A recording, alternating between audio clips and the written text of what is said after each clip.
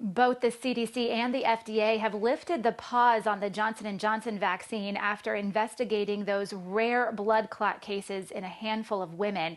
But trust in the safety of the J&J shot is low. So let's bring in Dr. Melanie Mouzoon with Kelsey-Seybold to talk more about this. Dr. Mouzoon, thanks for your time. They did include an updated label to warn of the blood clot risks, but no recommendations on the shot about a certain age group. If it was up to you, or would you recommend that women under the age of 50 get this shot, or avoid it if they do have access to the others like Moderna and Pfizer? I think that's a really good question. We really don't know enough information long-term on this, but we think that the vaccine is safe in all populations, including the younger women. Really, if you look at the rate of hospitalizations now and the rate of infection, younger people are getting infected, and we really need people to get the first vaccine that they are offered. If a woman has a choice, she can certainly take that risk for clots into account, particularly if she's between the ages of 18 to 49, as you mentioned. The other risk factors would be if she's on birth control pills or she has obesity or other health risk factors. She may want to consider getting the 2 doses. But if the convenience of the 1 dose is important to her, she certainly shouldn't avoid that vaccine, the Johnson vaccine.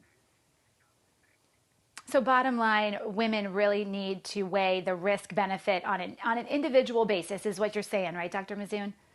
Yes, some people might have additional factors, but still the risk for women in that age range is only 7 in a million, not as low as men and older people, but it is a very small risk. Okay, very good. Now, what are some of the symptoms that women should watch out for if they go ahead and get this vaccine? We know it's resuming this week in CVS locations, and I imagine others as well. So the symptoms are actually headache. You could have what are called petechiae, or small little red spots on your skin from the low platelet counts. Generally, these symptoms would appear a week or so after the vaccine. The headache and fatigue you get from getting the vaccine is expected and not likely to be due to a blood clot. This reaction takes some time to develop. The good news is that these clots and the low platelet counts are treatable with medications that we already have, and there's already a test available to see if you have that syndrome. So really severe headache, backache, leg pains. These clots are not confined just to the head. They can be in leg veins or in abdominal veins, so abdominal pain, and in association in particular with little red spots on the skin. Dr. Mouzoon, we've been talking all morning about how demand for the vaccine does appear to be waning. The mayor tweeting out, please go get your vaccine, walk-ins, no appointment needed. I mean, what would you say to people who are on the fence, especially after the J&J news, and they're on the fence about all 3 of the vaccines at this point? I'd like to give an example. If you filled a big football stadium that holds 50,000 people, and you filled that population, 5 of them are at risk of going into the hospital at the current time.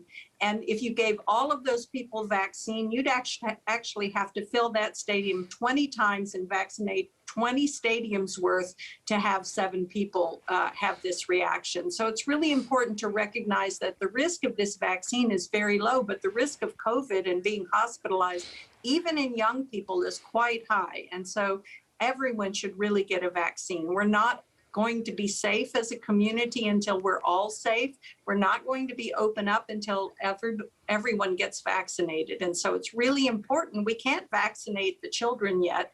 And so there's always going to be a population of people who are unvaccinated, but all adults who are eligible should get this vaccine or one of the other ones.